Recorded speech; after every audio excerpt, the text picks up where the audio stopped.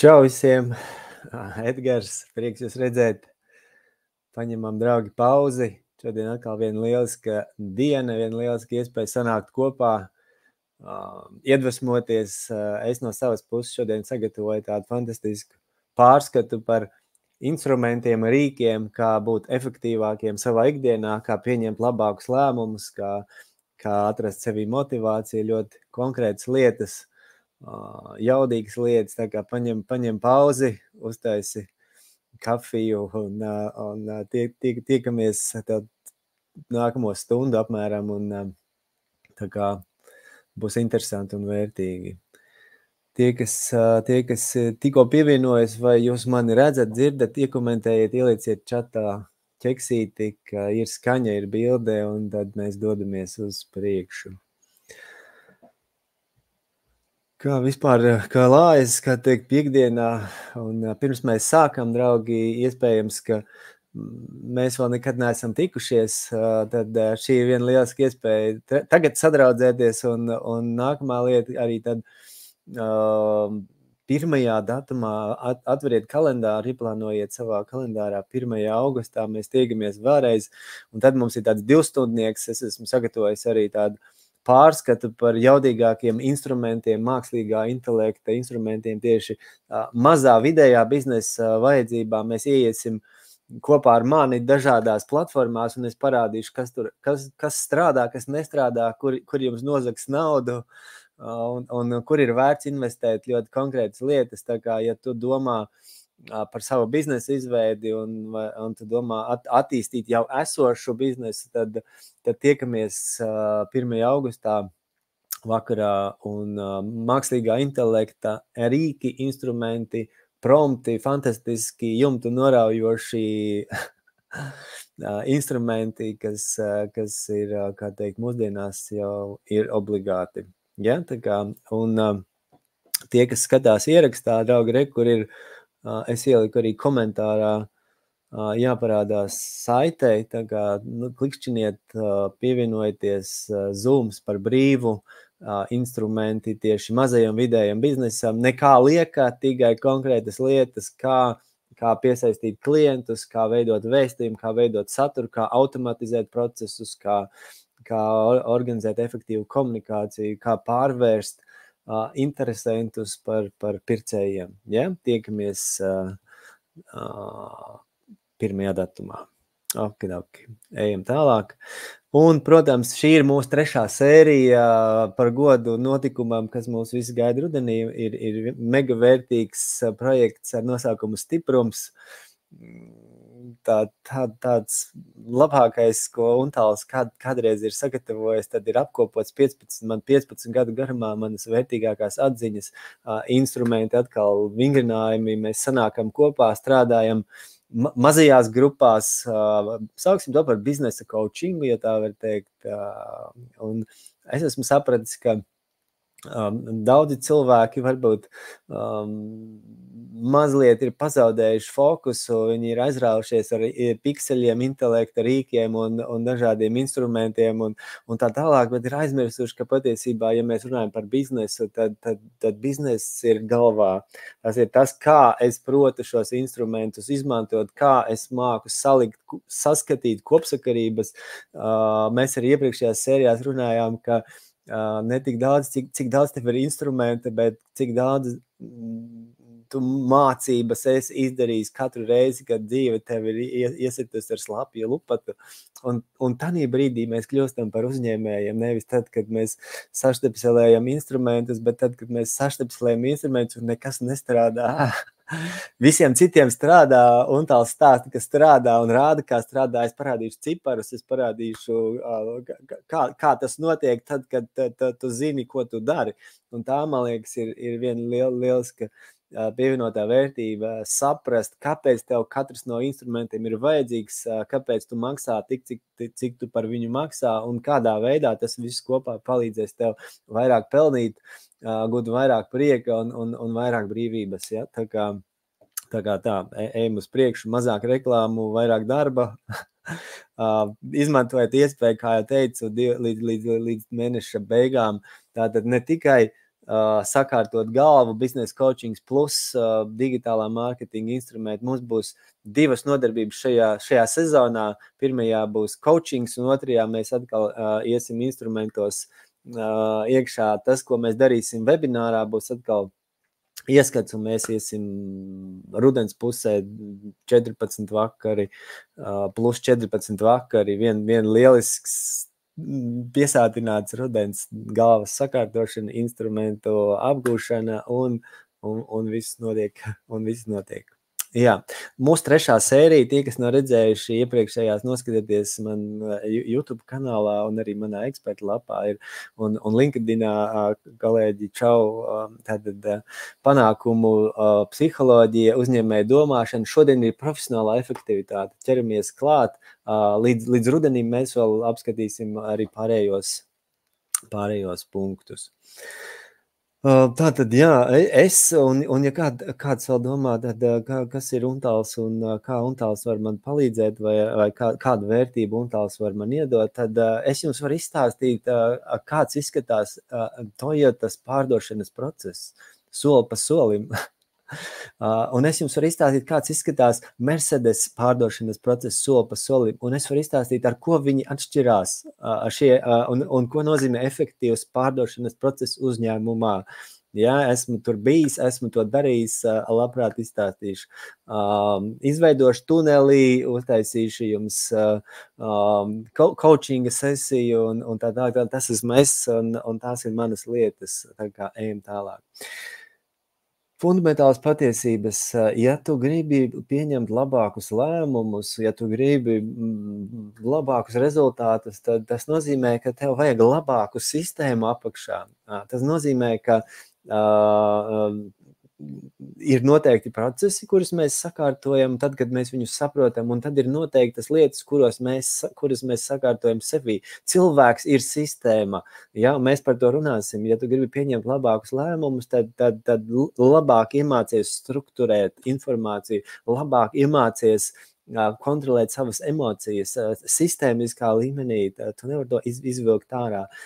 Ja? Biznes ir sistēma un cilvēks ir sistēma, un tur katrā ir no šiem konkrētas lietas, ko mums ir jāizdara.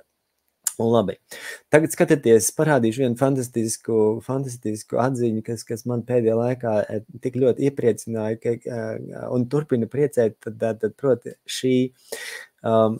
Tā ir sanācis, kad man ir Google mākonī kādas 300-400 grāmatas PDF versijā, kuras es esmu savācis savā kolekcijā, un arī mani draugi un kolēģi ir padalījušies ar šīm grāmatām, tā kā.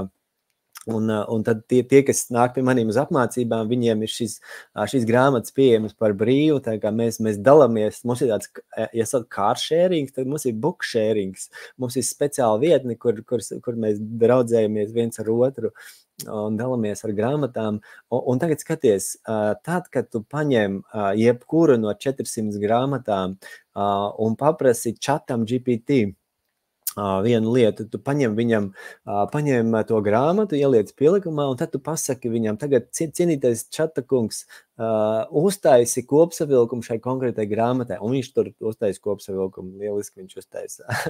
Pēc tam tu saki, lieliski, tagad uztaisi kopsavilkumu par mani, paņem visu, ko tu par mani zini, visu mūsu iepriekšējo komunikāciju, uztaisi par mani kopsavilkumu. Viņš uztaisīs fantastiski par tevi kopsavilkumu. Un tagad, un nākamā trešā lieta, viņam teiks, tagad labi, tagad paņem to, kas ir grāmatā, tagad paņem mani, un iedod tās lietas, kas ir grāmatā, instrumentus konkrēti, kas ir šajā grāmatā, attiecina viņus uz mani un iedod man idejas, instrukcijas, kā tā konkrētā grāmata var palīdzēt sasniegt manas lietas, kā viņa var palīdzēt atrisināt manas problēmas un sasniegt manus mērķus. Un šādā veidā tu vari paņemt, piemēram, šī ir Tim Ferrisa grāmata, Titānu instrumenti, tur ir atkal grāmata ir milzīga, man plauktā viņa arī kaut kur ir bieza, un tur ir apkopoti instrumenti, stratēģijas, kā izcili cilvēki sasniedz rezultātus, kā viņi gūst savas uzvaras ar konkrētām lietām, un tur nav nejaušība, tur ir noteikti paterni, un tu saki, paņem šo to grāmatu, un tagad pasaki, kā tā grāmata var man palīdzēt, iedod labāko, jaudīgāko. Tieši tāpat, kā tu vari paņemt šo pašu Stephen Covey grāmatu 7 efektīvi paradumi, un paprast, kā šī grāmata var palīdzēt atrisināt manas lietas un sakārtot manus mērķus. Es nebeidzu iedvesmoties no šī konkrētās prompta un šī strateģijas. Tā ir mana ikdiena. Es tagad katru dienu paņēmu vienu grāmatu un atkodēju un savienojos ar saviem mērķiem. Ielieciet komentārā, draugi, ka jums arī tikpat ļoti patīk tas, ko jūs dzirdējāt. Ielikt čatā konkrētu resursu un paprasīt, kā šis resurs var atrisināt manas lietas. Ja? Es pilnīgā starā par šo vienu konkrētu lietu. Un kamēr jūs liekat smaidiņus un ķeksīšus, mēs iesim uz priekšu, ir vēl konkrētas. Tātad šeit ir tas, ko es teicu, tātad grāmatu resursu kolekcija, un mēs ņemam jebkuru no šīm resursiem un attiecinām uz sevi. Ja es gribu būt efektīvāks pārrunu vešanā, es aizēju uz sadaļu pārrunu vešana un intelekts iedod man idejas, kā man būtu efektīvākam pārrunu vešanas stratēģijā. Es gribu taisīt digitālo mārketingu efektīvāku vai pārdošanas tuneļus, tad atkal tu paņem grāmatu, iedod viņam resursu un viņš tev uztaisīs konkrēti tev piemērot atbildi nevis virspusē, bet konkrēti tev, tavam biznesam, tavai problēmai specifiskus risinājumus. Lieliski, tad tā ir profesionāla efektivitāte. Mēs šobrīd runājam par to, kā būt efektīvākam savā darbā, un tā ideja ir tāda, ka tev nevajag sākt no nulles, tev patiesībā vajag paņemt tos instrumentus, tos resursus, kas pasaulē jau eksistē, šos, kā jau teicu, labākos piemērus, labākās stratēģijas, labākos tūļus un attiecināt uz sevi. Un ja iepriekš tad bija diezgan grūti izburties cauri grāmatu plauktam, tad šobrīd mākslīgā intelekta laikā tas ir fantastisks, viegli un izdarāmi. Labi, tad punkts 1, jāmāk labāk plānot resursus, tad mēs būsim efektīvāki. Interesanti, ka diezgan bieži man nācies saskarties ar tādu situāciju, kad klienti saka, Edgars, zini, palīdzi man labāk saplānot laiku, tad es būšu efektīvāks. Tā var gadīties, taču tas, ko es esmu sapratis, ļoti bieži runa vairs nav par laika plānošanu, visbiežāk runa ir par haosa savešanu kārtībā, nevis laiku plānošanu, bet tur vispār nav, tur ir viens liels tralalā, ļoti bieži tā notiek, ka mākslinieks, bet patiesībā tur atliek tikai sakārtot sistēmu. Labi, redz, kur ir interesanti. Jā, šeit ir pārskats par pasaules gudrākajiem, viedākajiem, prasmīgākajiem cilvēkiem, kā viņi ir organizējuši savu dienu. Te ir paskatieties paši, un te ir konkrētas lietas, kā šie cilvēki ir atraduši savu efektivitātes formulu, un te ir kopsakarības, tur ir, kad viņi ir gulējuši, kad viņi ir radoši strādājuši, kad viņi ir darījuši to un darījuši šo, tad atkal pārskats, un tas nozīmē, ka tur apakšā ir sistēma, tur apakšā ir noteikts laiks noteiktām aktivitātēm, un tādā veidā tu var to izdarīt. Šis ir interesanti arī, šis nākamais aspekts, ja mēs tā paskatāmies, un te ir atkal drusku citā aspektā, šeit ir 24 stundu tātad griezumā paņemti atkal pasaules gudrākie, viedākie, superīgākie, izcilākie cilvēki un izanalizēts viņu dzīves ritmus šajās 24 stundās. Un atkal tur ir noteiktas kopsakarības, ko mēs redzam, kā izcilie cilvēki ir kārtojuši savas aktivitātes, savas domas un savus darbus 24 stundu laikā, lai viņi būtu maksimāli efektīvi. Ja? Un tad, kad tu to zini, tādā veidā tu vari to implementēt arī sev. Piemēram, interesanti, tad tajā pašā formātā tu vari paņemt tagad kā mākslīgo intelektu, to pašu čatu, un tu viņam var paņemt šos linkus un tās saites un paprasīt, izanalizē man tātad informāciju par pasaules gudrākiem prātiem, kā viņi ir plānojuši savas 24 stundas, un čats tev uztaisīs sarakstu tādu un tādu. Tagad tu viņam saki nākamajā solī, tagad uztaisi pārskatu atkal par mani, ieliec iekšā manas vērtības, ieliec visu, ko tu par mani zini, plus pirms tu sāc darīt, uzdod man 10 jautājumus, lai tu labāk mani varētu saprast, manu identitāti, manu ikdienu.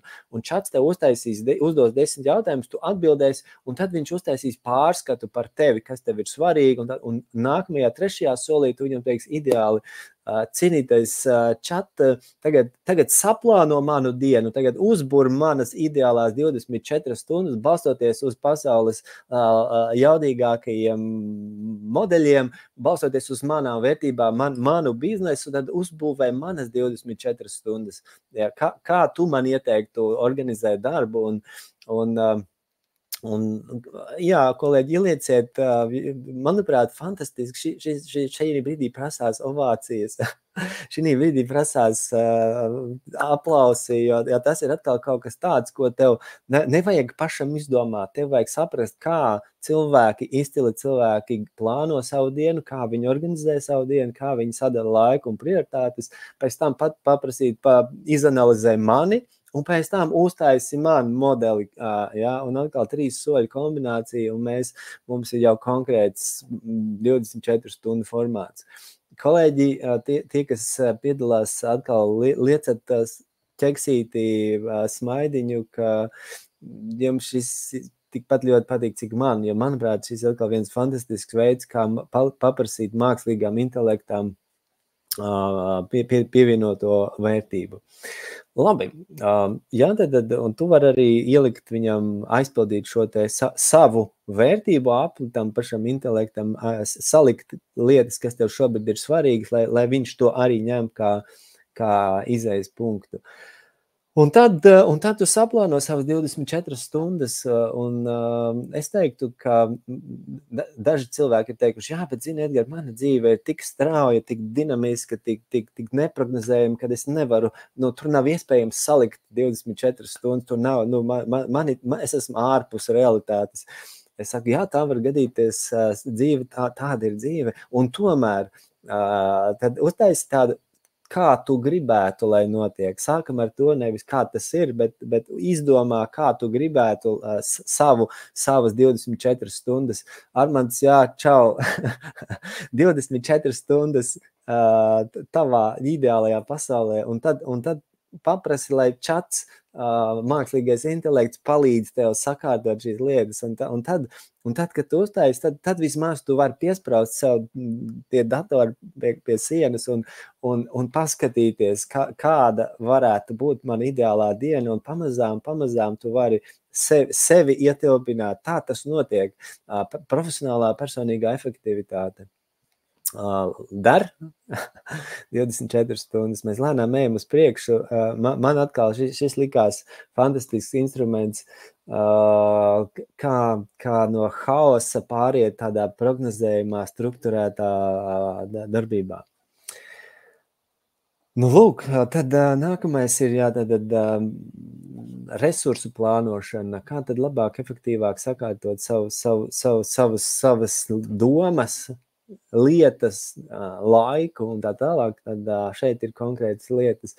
Atkal bibliotēkā ir atrodams, arī latviešu valodā ir Getting Things Done, Davida Allena grāmata, un tieši tāpatās tu arī palūgt intelektam, lai viņš paņem šo grāmatu, uztais kopsavilkumu, un šeit mēs varam redzēt arī, kādā veidā, piemēram, šī ir konkrēta stratēģija, Getting Things Done, konkrēti secīgi soļi, kā Davids Allens, un patiesībā šis viens no pārdotākajiem efektivitātes grāmatām, resursiem, kā būt efektīvam un fokusētam. Tātad svarīgākās lietas, ko mēs no šī varam paņemt, viens ir tātad piefiksē informāciju, piefiksē stimulus, neko nepalaid garām. katram stimulam, jeb katram ēpastam, jeb katram zvanām pieliec kādu savu kodu, ja, tad piefiksē informāciju, precizē un veids segmentā, pieliec kodu, pēc tam kodu nozīmē, kas tas ir, kodu mēs varam pielikt, cik ātri man tas vajadzīgs, ko tas man prasa, kaut kādu sev saprotam kodu. Pēc tam definē vēlamo rezultātu, tev tas darbs būs jāpaveic, vai arī tu viņu deleģēsi, vai arī tu viņu ieliksi miskastē, bet kāds būs tas rezultāts šim konkrēti, tev atnāks spams, un tu saprati, ka tu nespiedīsi Zambijas princim saiti WhatsAppā. Ja?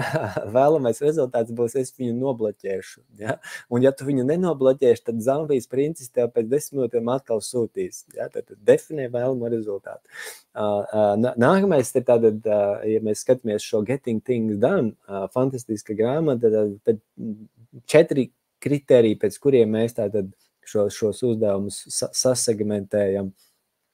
Konteksts, jeb formāts, tas ir darba uzdevums, tas ir privāts uzdevums, kāda veida formāts tas ir, tas varbūt arī, ja, ko tas man prasa, potenciālais laika rāmis, tas varbūt, nezinu, minūte, stunda, un tad, kad mēs saliekam minūte vai stunda vai pusstunda, patiesībā vēl viens triks, kad mēs saliekam pa plauktiņiem, un tad mēs sagrupējam, tad mēs paņemam to, kas man paprasa minūti, tad mēs atrodam vēl 10 uzdevumus, kas paņem minūti, un tad mēs viņus taisam kā groziņu, un tās, kas prasa stundu, mēs atkal saliekam pa stundām. Šādā veidā mēs nemētājamies, bet mēs sagrupējam.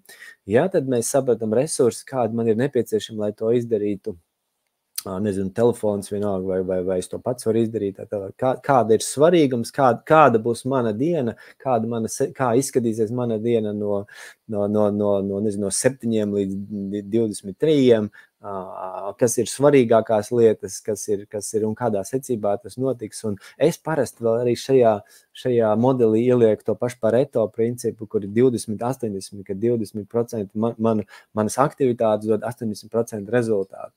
Tas, ko es vēl daru, es ielieku, piemēram, savā Google kalendārā kaut kādus jau līnijas, jeb sarkanās līnijas, kur man jau konkrētas definēt. Tur es neko neplānoju, tur ir kaut kas ir ļoti svarīgs. Es nezinu, tur varbūt 2 stundas mākslīgā intelekta dažādiem resursu apguvē, un tad stunda grāmatlasīšanai, stunda treniņiem tā tālāk. Lietas, kas ir ierakstītas, kur es nelieku neko citu iekšā, vienkārši salikts, un tādā formātā man tas ir svarīgi, un tādā formātā vismaz tas ir tas, kā es to daru. Es esmu efektīvs tādā, kādā es to daru. Reiz nedēļā mēs uztaisam pārskatu, vai viss ir izdarīts, vai viss ir izdevies. Jā, tad kalendārs noteikti ideālā pasaulē, es teiktu, ka viens ir pieraksta kalendārs papīra versijā, bet otrs, ka tev ir elektroniskais palīgs, kur tu vari jau segmentēt un tā tālāk. Vienmēr koncentrējies uz nākamo aktivitāti, tev ir viena lieta, un tu zini, kas ir nākamā. Ja? Tu šobrīd strādā pie viena lieta, un tu zini, ka nākamais ir šis. Ja? Bet dari šo, un tu zini, kas ir nākamais solis. Plus izmanto mākslīgā intelekta rīkus, par tiem es vēl parādīšu, izstāstīšu gan mūsu Zoomā, bezmaksas webinārā, gan arī nodarbībās rudenī mēs ar to strādāsim. Svarīgākās prasmes, vēl viena lieta, vienmēr fokusējies, kas ir tava izcilības zona, sauksim tā. Tavs talants, tava izcilības zona, tev vienmēr ir jāzina. kas ir tas, ko tu proti vislabāk, un kas ir tas, un tad tālāk saproti, ko tu ar to darīsi. Vai tu būsi, kādā veidā tu vari to vēl vairāk nospodrināt, savu talantu vai savu izcilības zonu, un iespējams ir kaut kāda pasaule mainās, iespējams, ka man šajā manā izcilības formātā jāpiemācās kaut kas klāt, ja mēs tagad runājam, piemēram, par manām kaut kādām lietām, ja manas lietas ir satura radīšana, manas lietas ir pārdošanas komunikācija un tā tālāk, un es saprotu, ka man ir vajadzīgi šie te mākslīgā intelekta rīki, kurus es mācos, tāpēc, pirmkārt, man patīk, bet tāpēc, ka vajag, tāpēc, ka tu nevari to nedarīt, tāpēc, ka tās ir lietas, kas jau šodien ir svarīgas, un tu vienkārši nevari palikt atpakaļ. Tu nevari to atļauties. Remarkable 2, super rīks, fantastiski kolēģi, tieši tā ielieciet čatā arī savus instrumentus, savus rīks, tāpēc mēs esam šeit. Un tad šī ir tā grāmata, Davids Allens, pieejama latviešu valodā un tāla bezmaksas bibliotēkā. Ejam tālāk. Jā, tad kur Asana arī vēl viens rīks, ko tu vari izmantot tieši tādā savā struktūra, sava haosa struktūrēšanai. Jā, tad mans ieteikums varat arī ar šo strādāt. Labi, ejam tālāk, tad lēmumu pieņemšana, kā pieņemt labākus lēmumus, kā pieņemt efektīvākus lēmumus. Kas ir interesanti, tad, kad mēs pieņemam lēmumu, mums liekas, ka tas ir vienmēr pareizākais lēmums, jo savādāk mēs nepieņemtu šo lēmumu. Brīdī, kad mēs to pieņemam, mēs vienmēr pieņemam šajā brīdī labāko iespējamo lēmumu. Un tomēr, pirms tu nospiedst pogu, piemēram, nopirkt vai atteikt, vienalga, pirms tu pieņem lēmumu kaut ko izdarīt, tādā profesionālā pasaulē eksistē sava veida templēti, ko mēs darām.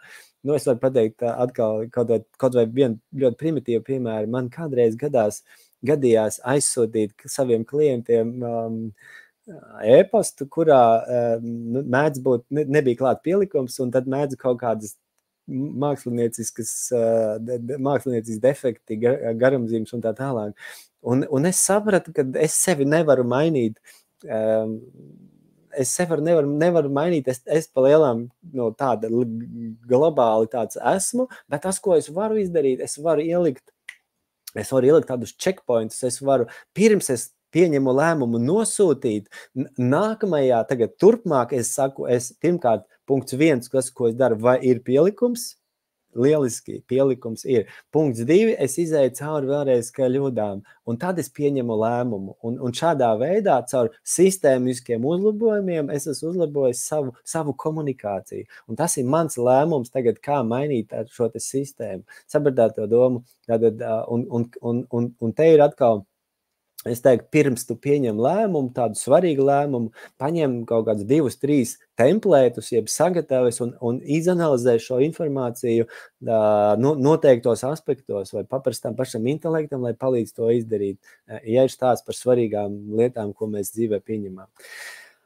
Jā, piemēram, šeit ir, varbūt esat Facebookā redzējuši, tur tāds dažādi smieklīgas, sauksim, memes vai kā tas tagad ir, bet vienalga, šis ir lēmumu pieņemšanas matrica, jeb decision making tree. Tu paņem to savu domu un uzliec uz papīra, un kas notiks, ja es pieņemšu, kas notiks, ja es nepieņemšu. Vienkārši paņem pildspalvu zīmuli, papīru un uzvelc. Un kamēr tu domā, tu vienkārši modelē dažādus notikumus, kas būs tas, kas būs tad, un tādā veidā mēs labāk saprotam situāciju. Tas, kas ir galvā, ir forši, bet tas, kas ir galvā un uzlikts uz papīra, ir 3 reizes foršāk nekā tikai galvā. Ticiet man, ja? Šādā veidā mēs ieraugām lietas, pārējot no galvas uz papīra. Mēs ieraugam lietas savādāk. Ja? Tātad nākamais, kaut vai mēs šobrīd, tu vari arī pirms tajā pašā Canvā jau atrast šos te lēmumu pieņemšanas sagataves un dažādas instrumentus. Par to mēs arī strādāsim, mācīsimies rudens pusē. Bet šobrīd mums nav tik daudz laika, bet es iedošu vienkārši dažas idejas, labāk pieņemt lēmumus, un vairāk mēs apgūsim rudenī. Bet tātad šeit viena lieta, ko es noteikti izmantoju praktiski vienmēr, ja man ir kāds lēmums jāpieņem, tad viena lieta, ko tad 10. Es pie saviem padomāju, labi, kā šis lēmums tagad, ja es viņu pieņemšu, kā tas mainīs manu dzīvi pēc 10 minūtēm? Ja es nospiedīšu pogu, vai es pateikšu jā, vai es izdarīšu to, kā mana dzīve mainīsies racionāli un emocionāli pēc 10 minūtēm? Kā mana dzīve mainīsies pēc 10 mēnešiem pēc šī lēmuma pieņemšana? Un kā mana dzīve mainīsies pēc 10 gadiem, pateicoties šim lēmumam? 10, emocionāli un racionāli. Un atkal, man šis strādā, man šis palīdz labāk saprast tādā angliski future pacing, nākotnes modelēšanā, ja, kad es ne tikai šodien dzīvoju, bet es arī paskatos nākotnē, kā mans lēmums ietekmēs manu dzīvi emocionāli un racionāli. Ja?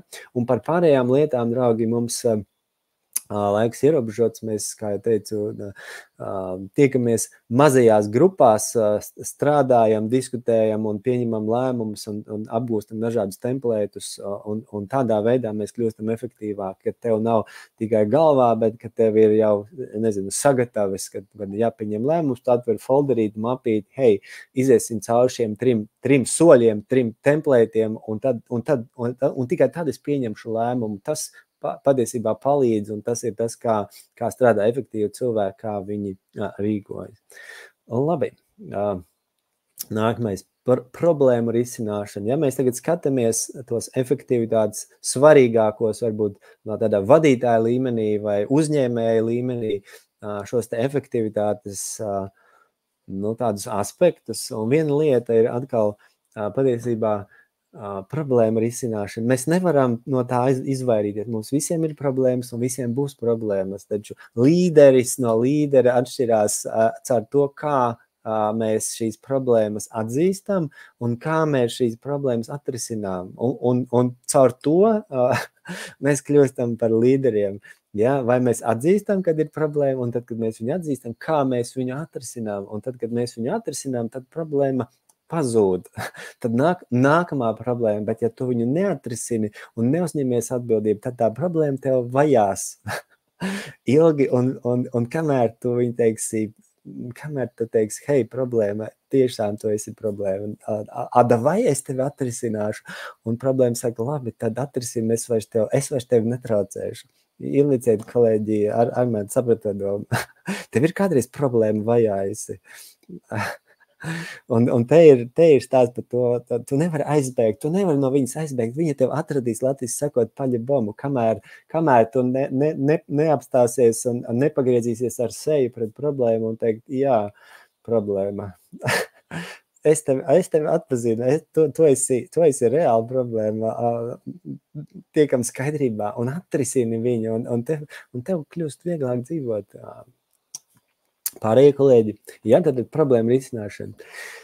Kas ir interesanti, tad noteikti paturam prātā, ja kurai problēmas pamatā ir kāds sistēmisks defekts. Tur noteikti ir kaut kas salaists dēlī jau pirms tā problēma mūs uzmeklē. Kaut kur ir cēloņu sekas, kaut kas jau ir sastājies, problēma mums iebliež pa degunu tad, kad viņa jau ir nobriedusi. Pirms tam ir kaut kas bijis.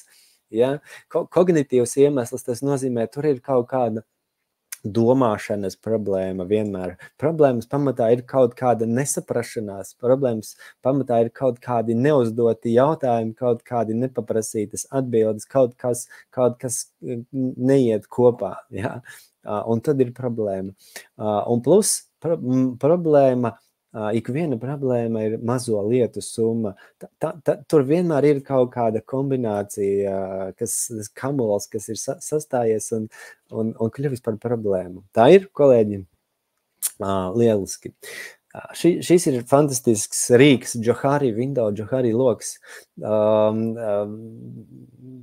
Mēs kaut vai pastāstīšu piemēru, kad es strādāju Toyota par pārdošanas treneri, mēs bija nodarbības tieši servisa cilvēkiem, Un mēs paņēmām šo Johari logu, lai saprastu, kur tā problēma rodas, vai kur veidojas nesaprašanās. Un tad ir interesanti, ka ir četras istabas, un tikai vienā istabā mums nav, un tikai vienā istabā mums ir absolūtā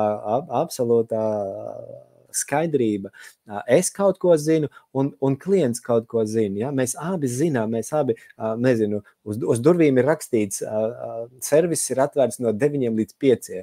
Mēs abi zinām, ka servis ir vaļā no 9 līdz 5 un nav problēmu. Problēma ir tad, ja servis ir ciet jau 3. Bet principā mēs abi zinām, un viss te ir viss skaidrs. Tur nākamās durvis vai nākamā istaba ir, piemēram, klients kaut ko zina, es nezinu. Ja es strādāju servisā, klients, piemēram, zina, ka viņš ir iebraucis bedrē un kaut ko sasitis. Es to nezinu. Ja? Un klients grib, piemēram, to noslēpt. Ja? Un atkal šī ir informācijas interpretācija. Viņš zina, es nezinu. Viņš ir atbraucis uz servisu, un viņš var negrib maksāt par to, ka viņš ir iebraucis stabā. Ja, sapratāt, bet atkal tu nevari viņam pārmest, bet principā šeit ir šī istaba informācijas atšķirība. Ja? Tad ir nākamais ir, piemēram, apslēptā zona. Neviens nezina, piemēram, viņš nezina, kas ir noticis, es arī nezinu, kas ir vienkārši mašīna ir apstājusies. Nav ne jausmas nevienam, ne otram, un tad atkal te ir, mums abiem ir jāatrod, kas tad ir noticis, ja? Un tad ir vēl viena istaba, kur es kaut ko zinu, un viņš kaut ko nezina. Atkal, es zinu vairāk nekā viņš. Un tāpēc mums reizēm veidojas šie konflikti, ja problēmas, un ļoti bieži tad problēma ir kādā no 4 istabām. Ļoti bieži mums ir 4 dažādi informācijas logi vai izpratnes par lietām, un ļoti bieži mēs dzīvojam katrs savā. Un tikai tad, ja mēs gribam būt efektīvi komunikācijai, mums ir jāsaprot, ka, hei, mums jāaiziet cauri visiem šiem 4 istabām, un tad mēs esam nonākuši līdz patiesībai. Ja? Tad problēma ir kaut kur šeit vienmēr. Ja? Tā. Šis ir vēl viens arī instruments, zivju kauls, tā kā es teicu, fishbone, atkal fantastiska, Japāņu vai austrumu stratēģija problēmu risināšanā. Tad atkal tā ir tā lieta, kad problēma ir sistēma. Problēmas pamatā ir kaut kādi sistēmiski elementi. Ja šeit mēs redzam, ka galā ir problēma, tad mēs saprotam, ka ļoti iespējams problēma ir cilvēkos, ar kuriem es strādāju. Tas ir, piemēram, uzņēmuma līmenī.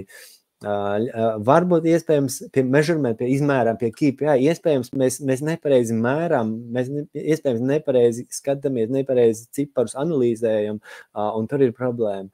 Iespējams vide ir problēma, iespējams mums ir šeit, vai mūsu metodas, kādā mēs to darām, un atkal problēma nekad nav viena, te mēs paņemam šo fishbone un paskatāmies. Bet tad es kā vadītājs, un ja man ir šī informācija, ja man ir šie tūļi instrumenti, tad es tos varu likt lietā. Un tad, kad es to zinu, es varu izvēlēties. Un tāpēc arī ir svarīgi šī, nosauksim, biznesa coachings, kad tu mācies analizēt informāciju, tu mācies rīkus un instrumentus, kas tev, man jāpieņem lēmums, lieliski, man ir 3 rīki. Man ir problēma jāatrisina, lieliski, es paņemu 3 atkal instrumentus un pastrādāju ar viņiem.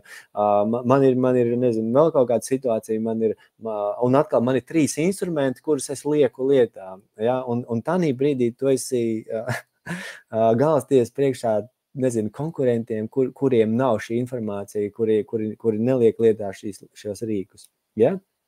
No, tad fishbones vai cēloņu un seku analītika. Atkal mēs saprotam, kur mums ir problēma, kaut kāda problēma, un tad mēs sakam, kā tas radās, kā radās tas, kas notika pirms tam, ja? Un mēs aizejam, un mēs paņemam problēmu, un mēs atrodam, nezinu, 5 soļus iepriekš, un mēs saprotam, kur tad patiesībā tas veidojās, ja mēs runājam tādā uzņēmuma līmenī, tad, hei, šis ir tas, mēs nerisinām problēmu, mēs atrodam sekas, mēs atrodam cēloņus un skatāmies, kā šī situācija eskalēs soli pa solim, un tad mēs skatāmies uz bildi kopumā atkal, ja?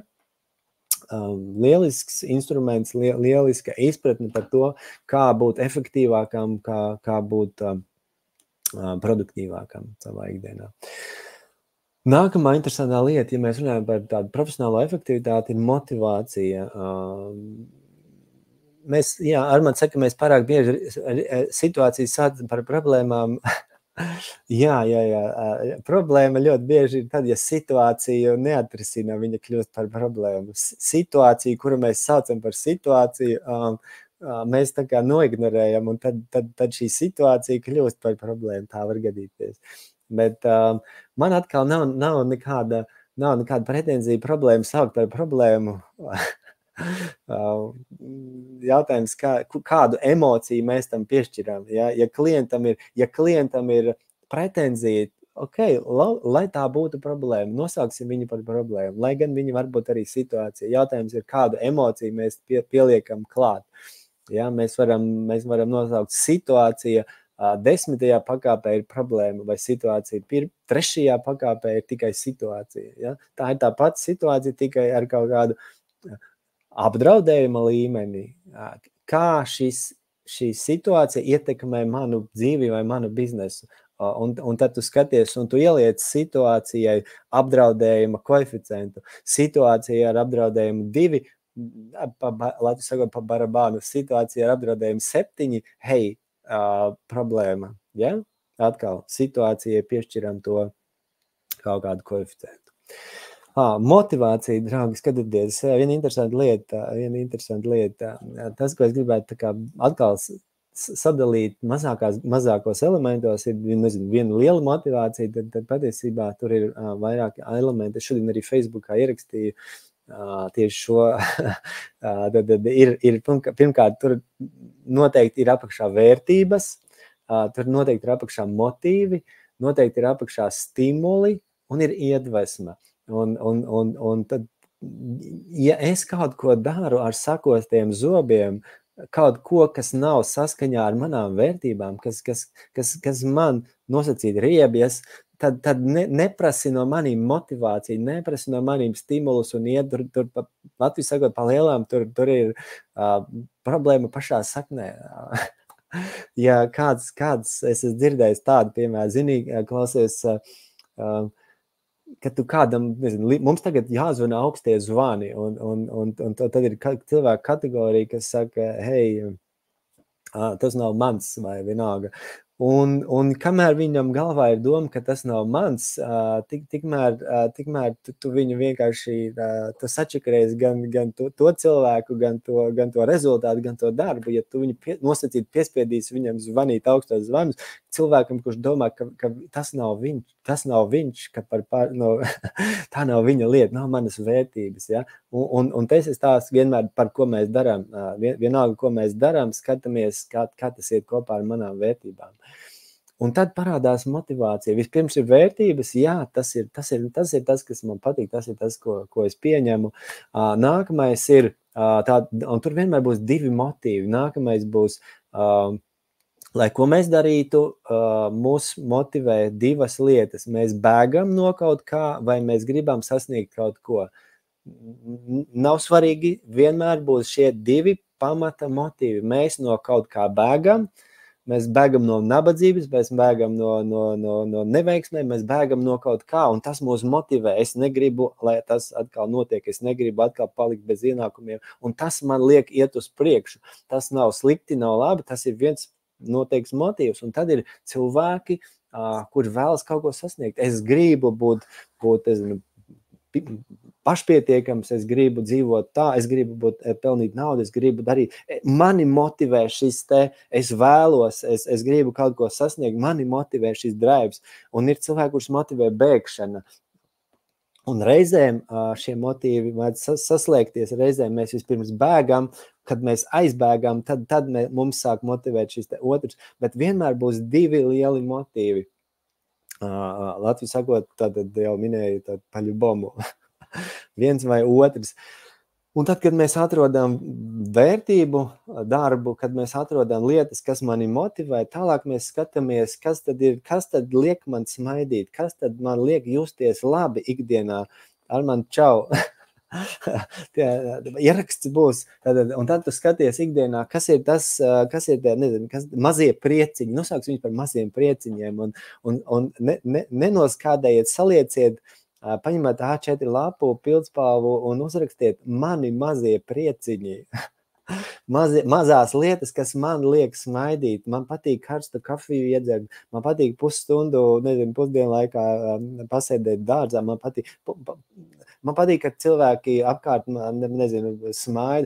Mazie prieciņi, tad saraksts ar maziem prieciņiem uztaisi savējo. Un tad vienkārši sāc piekopt vairāk šīs lietas, ieviest savā ikdienā. Un tad beigās sāc svinēt vēl vienu lietu, ko mēs nenovērtējam, ka mēs gribam lielo uzvaru, mēs gribam mūsu dzīve mainīsies tad, kad mēs nonāksim gala punktā, bet patiesībā dzīve mainās tad, kad mēs sasniedzam katru nākamo checkpointu, mazo solīšu uzvarus. Tad, ja, nevis lielo mēs svinām, bet mēs svinam mazo. mazo sadalot lielo lietu pa maziem gabaliņiem, pa posmiem un nosvināt katru posmu.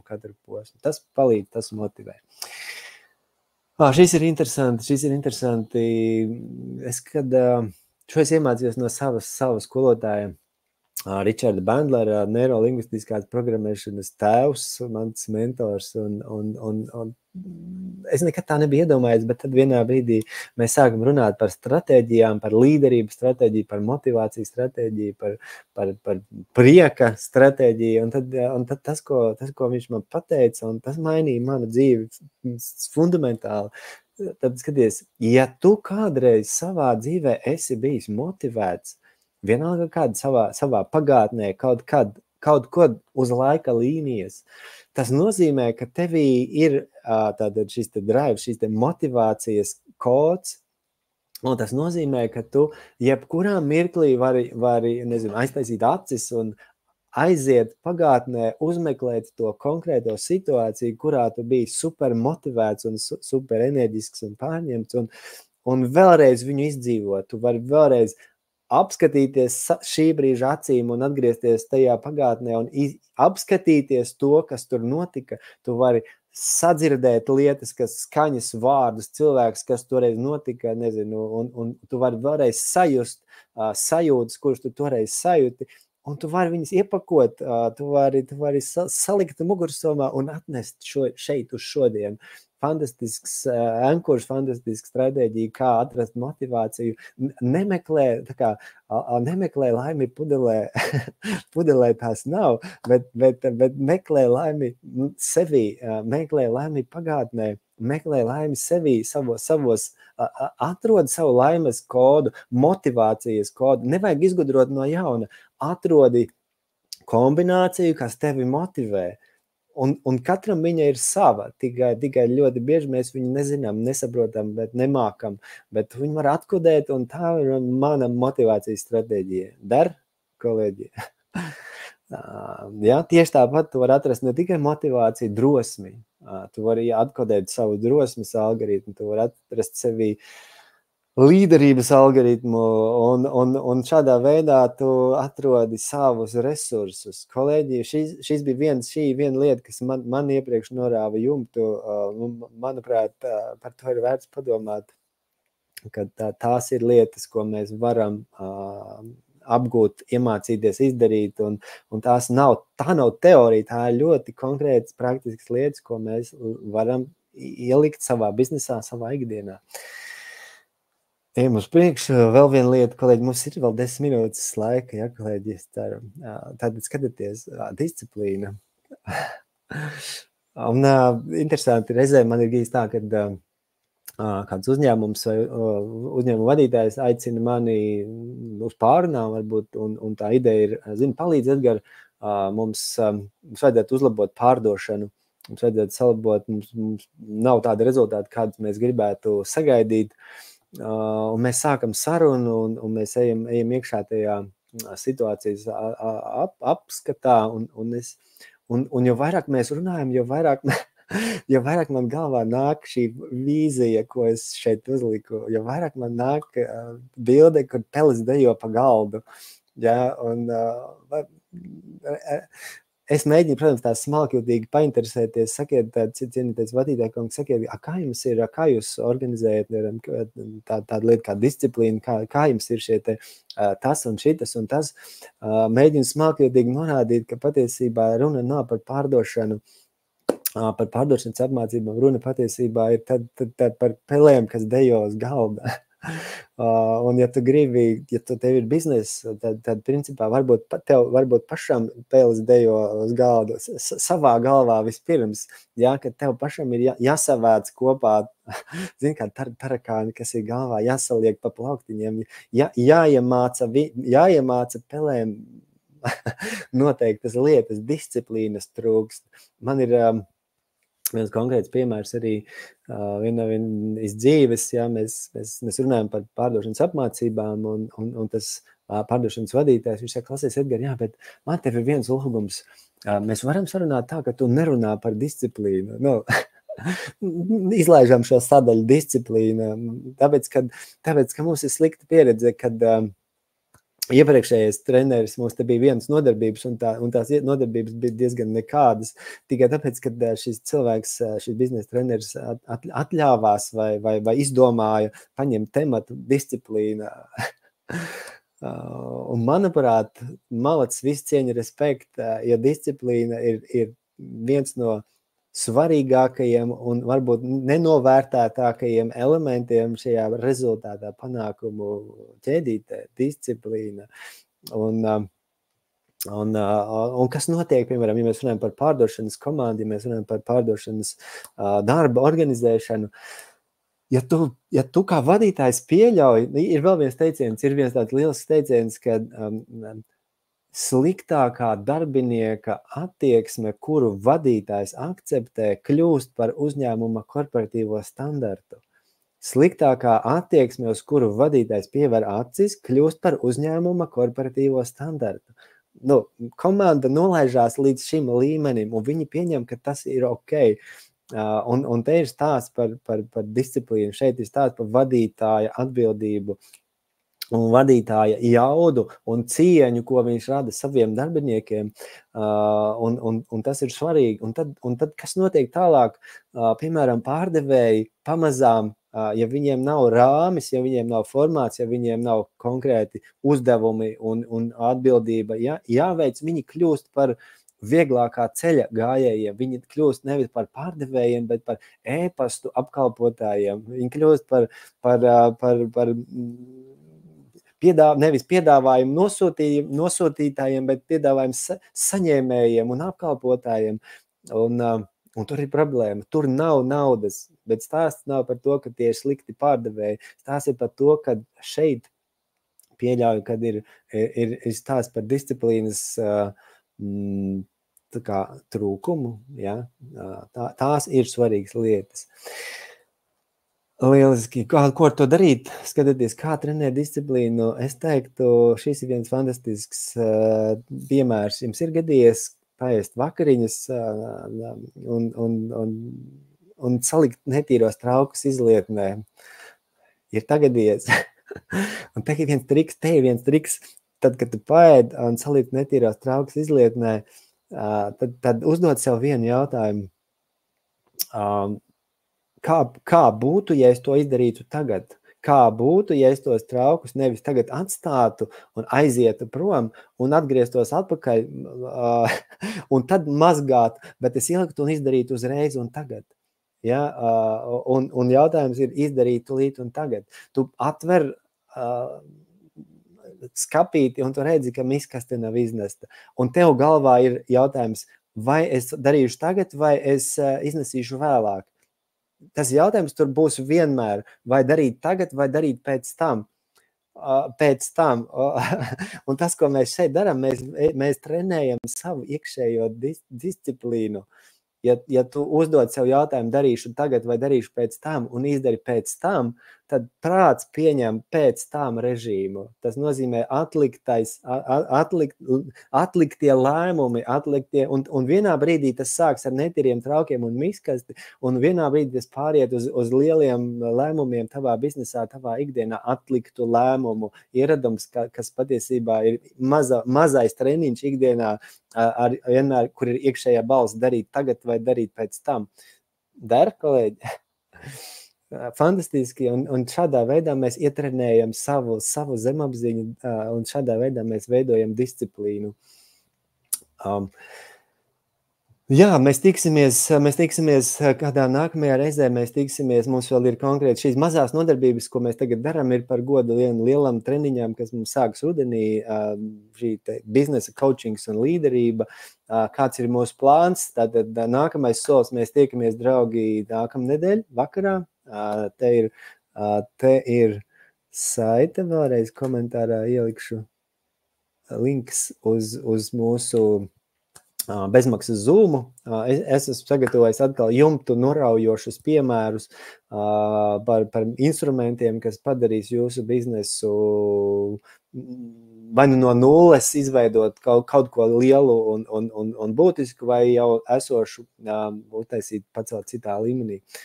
Tā kā tiksimies tur, un mans solījums, ka šīs apmācības, par ko mēs runājam rudenī, ir labākais, ko es protu, labākais, ko es zinu, gan biznesa coachingā, gan biznesa instrumentu formātā. 2 treniņi par vienu cenu, šobrīd ir iespēja dabūt šo te dīlu, ja? Un līdz datumam 31. Nu, ko, kolēģi, ja tas, ko mēs šodien izdarījām, bija vērtīgi, ielieciet vēl kādu ķeksītu komentāru, kādu smaidiņu sirsniņu. Manuprāt, atkal neviens jūs nevar padarīt par līderiem, un neviens nevar jums piespiest mīlēt Raini, kā tikai mēs paši varam iedarbināt iekšējo dialogu un atrast instrumentus. Man jāpieņem lēmums, 1, 2, 3 templēti, jeb sagatavas, kurā man jāiziet cauri. Man nepieciešama motivācija. 1, 2, 3, atkal 3 mapītes, kuras es apsmadziņoju. Man vajag